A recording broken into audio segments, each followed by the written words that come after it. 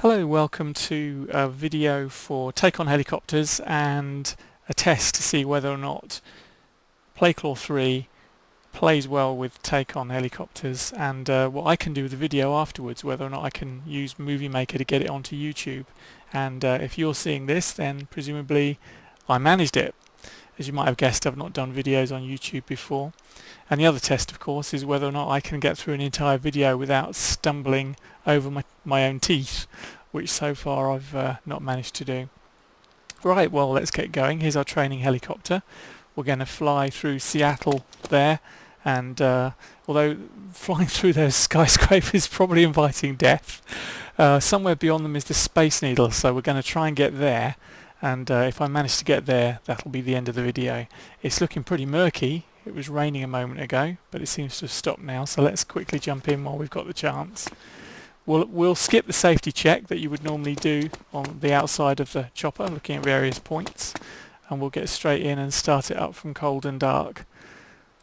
Cold and dark, if you've played the Black Shark, involves something like 60 odd points of startup, so you'll be thrilled to know that on this there's only about 5. It's not as easy as turning a emission key, but certainly not as complicated as that. The rotors turning, by the way, is just the wind is pushing them round. Okay, so start off we need the battery, which is down by our right knee there. So hit the battery power. Switching batteries on. Oh, okay. I've not heard that before, outside of the tutorial anyway. Once the battery is on, then we need to go for the starter, or PSU, which is down by our left thigh. There we go. Holding starter for engine 1. Just to start her up, and then switch the fuel flow here to idle. Throttle to idle for engine 1. Now we have to let that simmer for a little while, just to reach 65% on engine power. And we can tell on the dials here, if I zoom in, that bottom dial, actually it's already there, 65% RPH, so we can now move the throttle up to full. Throttle to full for engine 1. And that's us. Oh no, we have to turn off the... Releasing starter for engine 1. Turn off the starter. That's it. Now we're ready to go. Okay.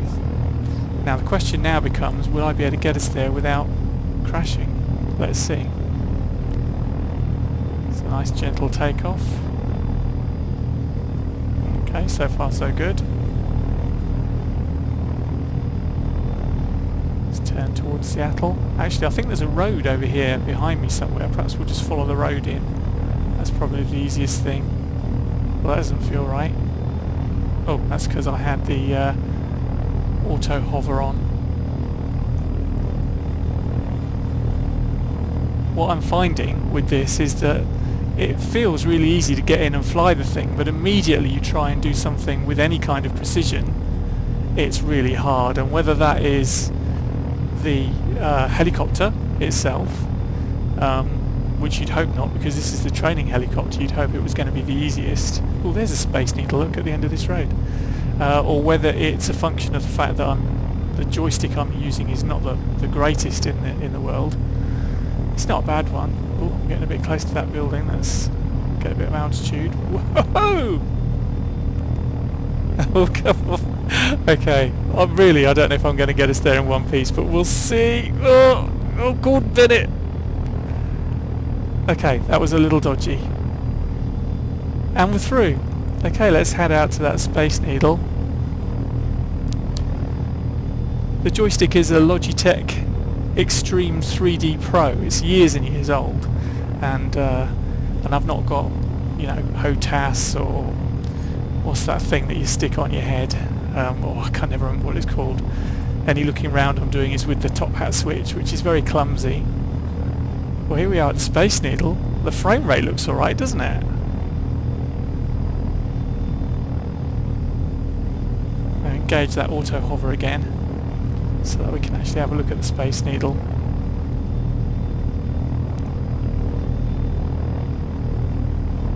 Bringing it to a hover, so far I've just not had a lot of luck at all trying to do that.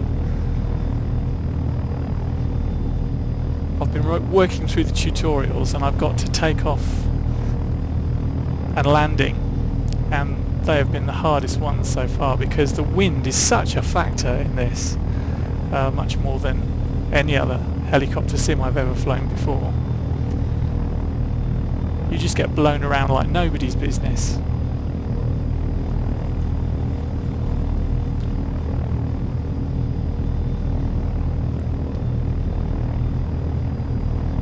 Okay, let's take that auto hover off.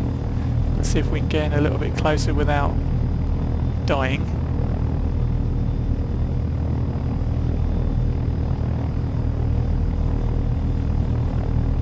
I don't know what that is down on the left. Looks like a pile of children's play bricks. There we go. Space Needle.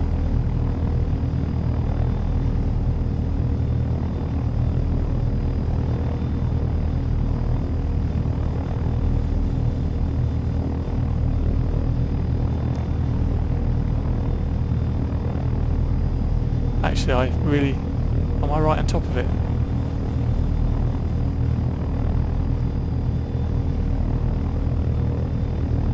Oh, there we go. Yeah, nothing like professional piloting, is there? Oh dear. Fantastic! Actually, aren't we somewhere within sight of Fraser Crane's apartment here? I don't know where that would be. But there you go, the Space Needle. That's a view that I probably wouldn't have seen prior to getting this sim.